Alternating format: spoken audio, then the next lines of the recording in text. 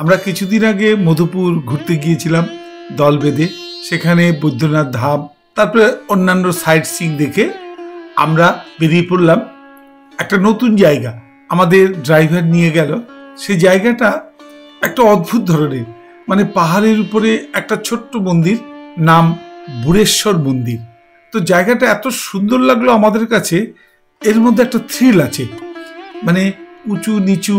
এই ডিসেম্বর মাসে সেখানে মেলা হয়, বেশ বড় মেলা, এবং শুনেছি জায়গাটা খুব জাগ্রত। এবং মন্দিরটা আসলে শিব মন্দির, আর পাশেই রয়েছে বুড়েশ্বরী মন্দির। আর পাহাড়ের গাটা এত সুন্দর যে আগ্নেয়গিরির সেই লাভা বেরোলে যেরকম একটা গায়ে চিত্র হয়, সেই রকম একটা ভলকানোর একটা ভাব আছে। মানে আগ্নেয়গিরির সেই লাভা গলে গলে পড়েছে গা দিয়ে, এইরকম গায়ের মধ্যে, পাহাড়টার গায়ের মধ্যে একটা স্পট। ভালো লাগলো। পাহাড়টার যেন রূপটা আমাদের কাছে খুবই সুন্দর লাগলো। তো মন্দিরটা আমরা ঘুরে ঘুরে দেখলাম। আমাদের অনেক বন্ধুরা ওই অত উঁচু পাহাড়ে ওঠা বা নামা হাঁটুর সমস্যার জন্য করতে রাজি হলেন না, তাই তারা গাড়িতেই বসে রইলেন। আমরা 2-3 জন অতি কষ্টে ওই পাহাড়ের উপরে উঠে, বিশাল জায়গা, মাঝখানে একটা সুন্দর পুকুর রয়েছে। পুকুরটা এত সুন্দর লাগলো, জলটাও পরিষ্কার, আর হচ্ছে পাহাড়ের কোলে সুন্দর একটা মন্দির, বুড়েশ্বর মন্দির। এই আপনি যদি বৈদ্যনাথ ধাম ঘুরতে আসেন, ওখান থেকেও আপনি যেতে পারবেন। শুধু গাড়ির ড্রাইভারকে বা ওখানকার সাইট সিইং করলে ওরাই নিয়ে যাবেন। জায়গাটা খুব ভালো লাগবে। পাহাড়ের উপরে যদি হাঁটুর কোনো সমস্যা না থাকে, পাহাড়ের উপরে পাহাড়ের যে একটা সৌন্দর্য এখানে কিন্তু আপনি উপভোগ করতে পারবেন। আর সঙ্গে রয়েছে একটা সুন্দর বাঁধানো পুকুর, সেখানে একটু বসে সময় কাটাবেন, খুবই ভালো লাগবে। আর কিছু বলার নেই, আমরা ভালো এনজয় করলাম।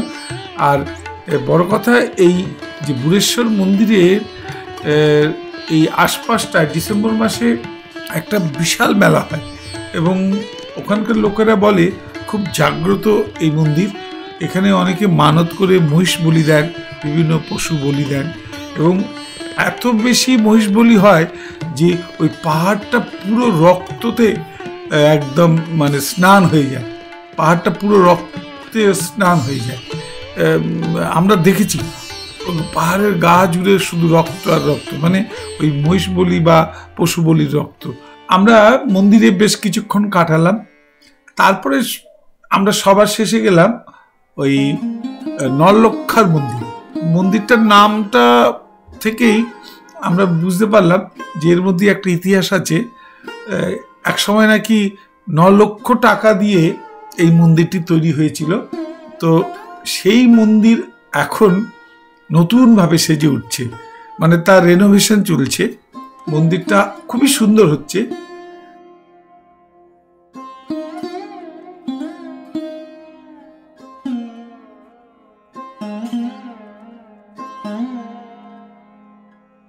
এরপরে আমরা গেলাম তপবন বলে একটা জায়গা, একটা পাহাড়ের উপরে। তো আমরা এর আগে, বিশেষ করে আমি এর আগে ওখানে গিয়েছিলাম, তো তাই এবার আমি আর সেখানে গেলাম না। সেখানে গাইডের কাছ থেকে মন্দির সম্পর্কে একটু শুনলাম কি বলছেন। আপনারাও শুনুন। ভিডিওটি যদি ভালো লাগে একটা অন্তত লাইক করবেন। আপনারা সবাই ভালো থাকুন। আবার এইরকম ভিডিও নিয়ে আসবো, বেড়ানোর ভিডিও। নমস্কার। আছে ফার্স্ট মন্দির শ্রী শ্রী বালানন্দ ব্রহ্মচারী মায়ের সমাধি মন্দির, এটা বগলে আছে শিবা স্থাপিত। তারপরে আছে বালেশ্বরনাথ শিব দুর্গা মন্দির।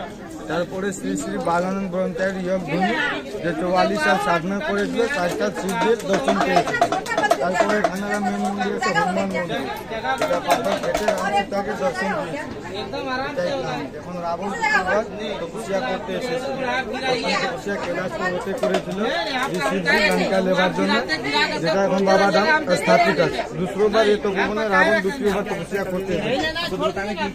তারপরে তপবন পুরা ঘনা জঙ্গল, মন্দির वगैरह सब बने। থ্যাংক ইউ না